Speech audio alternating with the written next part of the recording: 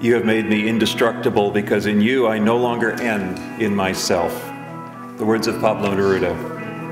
And we read that actually over Clarence's body just before he was cremated a couple of weeks ago. I've had the pleasure to work with Clarence for the last 4 years at St. Mary's Care Center. Our loved and cherished friend touched the lives of so many residents and changed the way they lived. Clarence made a difference in the lives of those around him, even the changing the way we felt and learned. During the last election, he even made a change in how many of us voted. It's true. A lot of Republicans got turned. I'd like to bring up our next speaker who has done a tremendous job of getting Clarence's words in the media, both locally and nationally over many, many years. A warm welcome to John Nichols.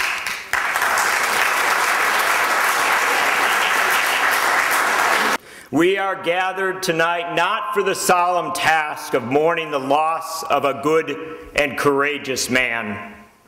We are gathered to celebrate the ideals and the movements and the victories that Clarence Kailin gave us.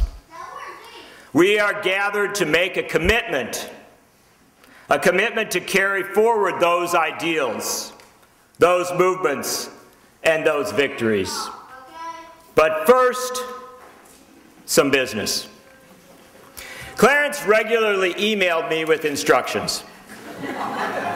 He did not go to the trouble of a long tagline or subject line. It would usually simply include the word "read" with an exclamation mark.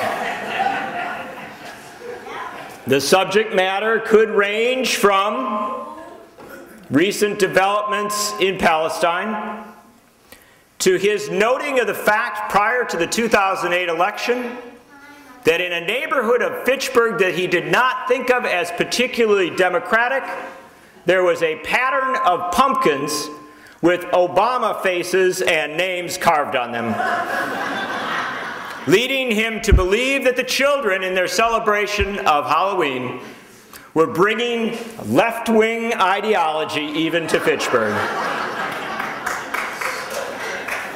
This, Clarence believed, was perhaps good subject matter for a lengthy newspaper article. Through this world of toil and snare,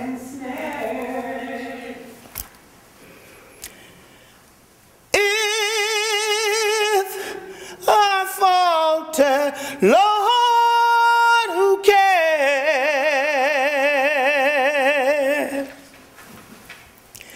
Who will all my burdens share?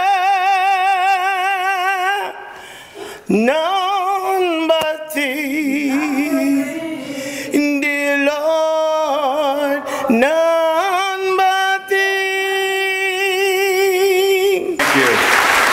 Thank you very much, Marjorie Nicholson. When Laura called me and asked me to sing, I didn't know what we could do because since 2002, Doyle Clarence had never known him to be religious, and we do gospel.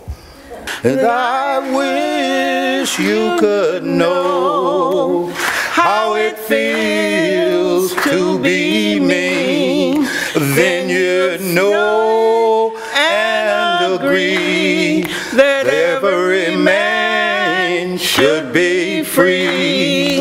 I think it's good to take the opportunity while honoring Clarence to honor Maggie, his partner for many decades in activism, because we have the chance to help her celebrate. And perhaps it's fitting tonight to celebrate a 91st birthday coming up in only days. So congratulations.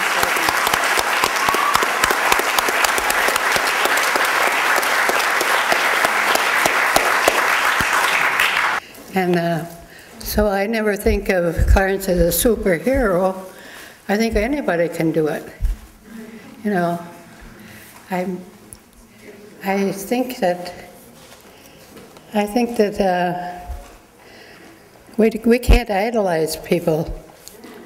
Otherwise we put them on a different stage,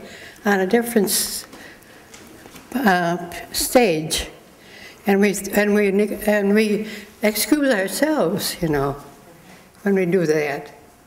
We don't strive to be the best we can be. So I'm just going to tell you a few things that you might not know about Dad.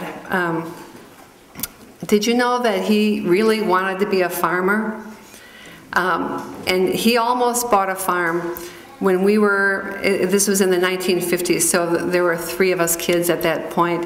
And he found a farm in Lodi that he was ready to buy, and we just were outraged at the thought of moving away from the Greenbush neighborhood, and we protested loudly, and so that he never did become a farmer. I want to give you a couple of vignettes about Dad, but before I do that, I want to say something about his spirit. Not the spirit, not that ethereal thing, but the presence in his room tonight. In our obituary, there was one word that was missing, and yet that was the very word that describes more about him than anything else. He was a humble person. For a man of such scope, he didn't ask for fame and glory. He was simply a guy of few words who did his best and followed the ideals of brotherhood that inspired him and his fellow rank-and-file Marxists around the world. Now, don't get me wrong, he would complain that he didn't want another birthday party, he didn't want another award, but believe me, he loved to be honored. And I know that you gave him a couple of extra years with all those wonderful tributes. So, Miles might not speak too much. He's always been a bit shy, which is all right. Yeah. But I'm sure that we will both be able to share a few words about our great-grandpa. So, first of all, I'm Desmond Hawkins. He's Miles Trelevin, but really, deep down inside, we're both Kailins.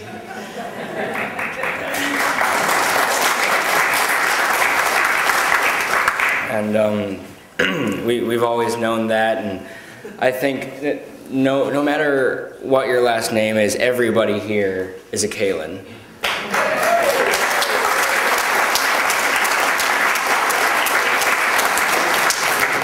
And our great grandpa's legacy will live within everybody here, and definitely I'm going to try to, and Miles, and sorry if I can't speak for you, but I'm pretty sure that we're both going to try to help the world in understanding what our great-grandfather helped us realize. The local cellist Michael Allen has a wonderful rendition for us of Song of the Birds, a Catalan folk song.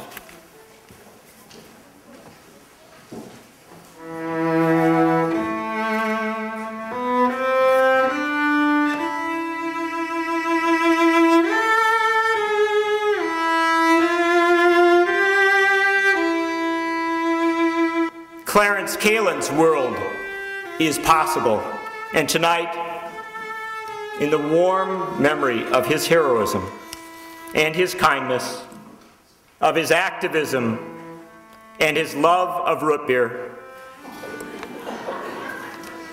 of his radicalism and his faith that socialism was not merely an ideology, but an expression of love for all humanity, let us commit anew.